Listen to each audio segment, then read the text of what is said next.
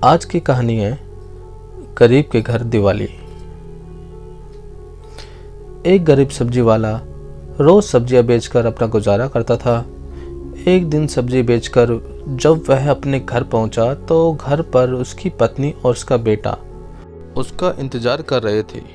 बेटा पिताजी के घर आते ही बहुत खुश हुआ और अपने पिताजी से कहने लगा कि पिताजी, 3 दिन बाद दिवाली है, मुझे भी दिवाली पर नए कपड़े और मिठाइयाँ चाहिए। उसके पिताजी ने कहा, हाँ बेटा, मैं तुम्हारे लिए नए कपड़े और मिठाइयाँ लेकर जरूर आऊँगा। यह बात सुनकर बेटा बहुत खुश हुआ और अंदर चला गया। तभी उसकी पत्नी ने कहा, आपने बेटे को ऐसा क्यों कहा कि आप नए कपड़े और मिठाइयाँ लेकर आएंगे?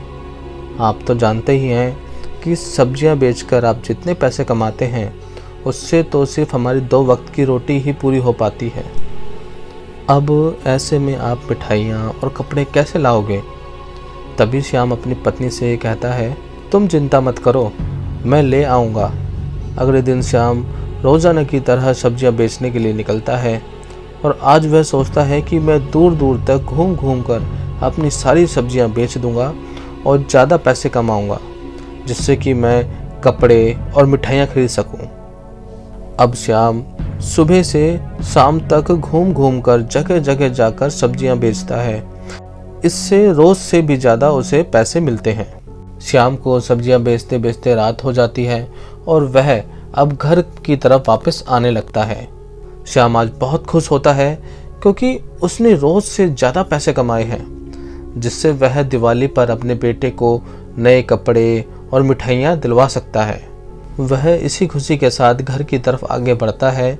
घर से कुछ ही दूरी पर श्याम का एक्सीडेंट हो जाता है। उसे बहुत चोट आती है और आसपास के खड़े लोग उसको हॉस्पिटल में ले जाते हैं। वहां उसकी मलहम पट्टी की जाती है, लेकिन श्याम के पैरों में बहुत चोट आती है, जिसकी वजह से डॉक्टर उसके पैर पर पट्टी बांध देते हैं। श्याम को इस हालत में लोग बाग उसे उसके घर तक छोड़ देते हैं। श्याम की यह हालत देखकर उसकी पत्नी डर जाती है और घबराते हुए पूछती है कि आप ठीक है ना? इतनी चोट आपको कैसे लगी? श्याम अपनी पत्नी से कहता है कि घबराने की कोई बात नहीं है, थोड़ी सी चोट लगी है और मैं जल्दी से ठीक हो जाऊंगा। श्याम की पत्नी उसे सहारा देकर बिस्तर पर लिटा देती है और अगले दिन सुबह जब श्याम उठता है और सब्जी बेचने के लिए तैयार होता है, तब उसे याद आता है कि एक्सीडेंट के दौरान उसकी सारी की सारी सब्जियां खराब हो गईं, तो अब वो बेचने के लिए क्या जाएगा? तभी उसकी पत्नी कहती है कि आपकी तबीयत बिल्कुल भी ठीक नहीं है, आप कहीं नहीं जाएंगे? श्याम कहता है कि अगर मैं नहीं जाऊंगा तो घर का गुजारा कैसे चलेगा? तभी श्याम की पत्नी कहती है, आज मैं घर से बाहर काम के लिए जाती हूँ, देखती हूँ कि कोई अपने घर में काम के लिए रख ले। इतना कहकर वह घर से निकल जाती है। कई जगह घूमते घूमते वह एक कपड़े वाले की दुकान के बाहर आ जाती है और उस दुकान में रखे हुए एक पुतले को देखती है। पुतले ने बहुत ही सुंदर कपड़े पहने हुए थे। वह सोचती है कि अगर काम मिल जाता है तो मैं यही कपड़े अपने बेटे को दिवाली पर दे दूंगी। तभी दुकान का मालिक बाहर आकर उसे भगा देता है और उसे चोर कहकर उसे भला भला कहता है। तभी वह वहां से चली जाती है। वह पूरा दिन घूमती है, लेकिन उसे कोई भी काम नहीं मिलता है। वह निराश होकर अपने घर पहुंचती है तो वह श्याम को सारी बात बता देती है। घर में खाने के लिए कुछ भी नहीं था, सिर्फ मुट्ठी भर चावल थे। तो श्याम की पत्नी उन मुट्ठी भर चावल को पकाकर अपने बेटे को खिला देती है और दोनों सिर्फ पानी पीकर गुजारा करते हैं। अब दोनों को यही चिंता रहती है कि कल दिवाली है, वह अपने बेटे की इच्छा कैसे पूरी करें।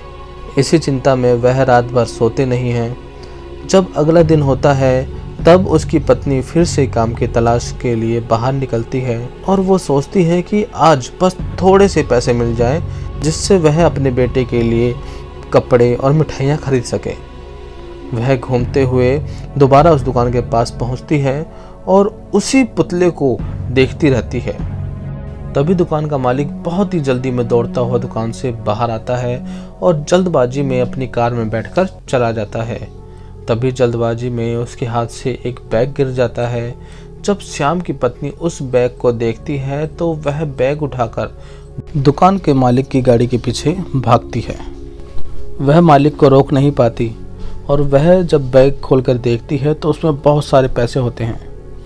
यह देखकर वो सोचती है कि अगर ये पैसे मैं रख लूं तो मेरी सारी की सारी परेशानी दूर हो जाएगी, मेरे पति का एक अच्छा सा इलाज हो जाएगा और मेरे बेटे को नए कपड़े और खाने के लिए बहुत सारी मिठाइयाँ मिल जाएंगी।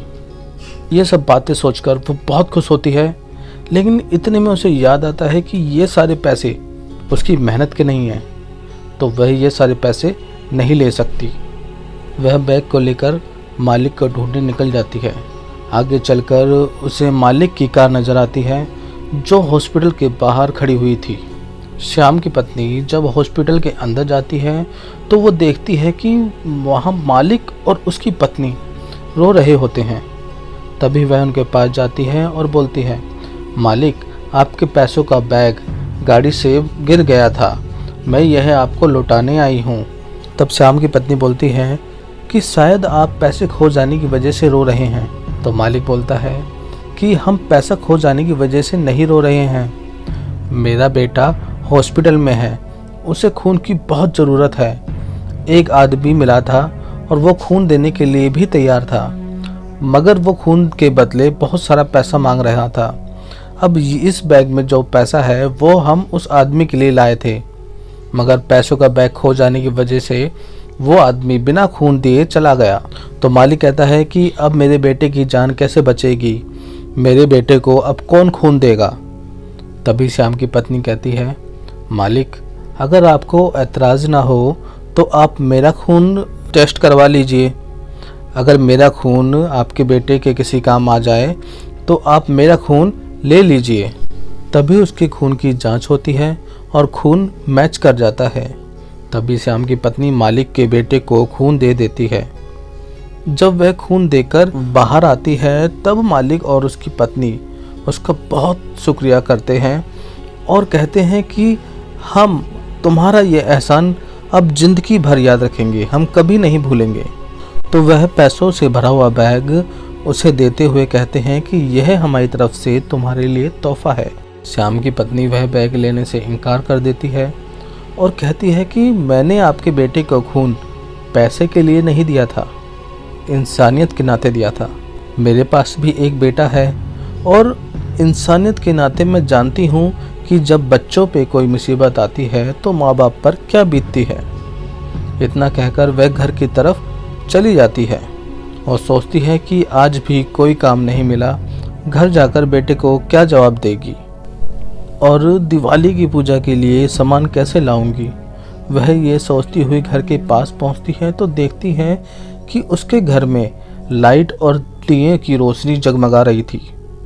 वह से ये सब देखकर हैरान हो जाती है और जब घर के अंदर जाती है तो देखती है कि उसके बेटे ने वही कपड़े पहने होते हैं जो उसने दुकान के पुतले पर देखे थे। वह पति को देखकर बहुत खुश होती है कि वह भी नए कपड़े पहने हुए था। तभी दुकान का मालिक और उसकी पत्नी आती है और उससे कहते हैं कि तुमने पैसे लेने से तो इनकार कर दिया था, मगर ये हमारी तरफ से तुम्हारे और तुम्हारे परिवार के लिए एक छोटा सा तोहफा है। जब तुमने हमारे घर के चिराग को एक नई जिंदगी दी है तो तुम्हारा घर भी तो जगमगाता रहना चाहिए। वह श्याम और उसकी पत्नी को मिठाई, कपड़े, पूजा की सामग्री, सोना चांदी और पैसे की भेंट देते हैं।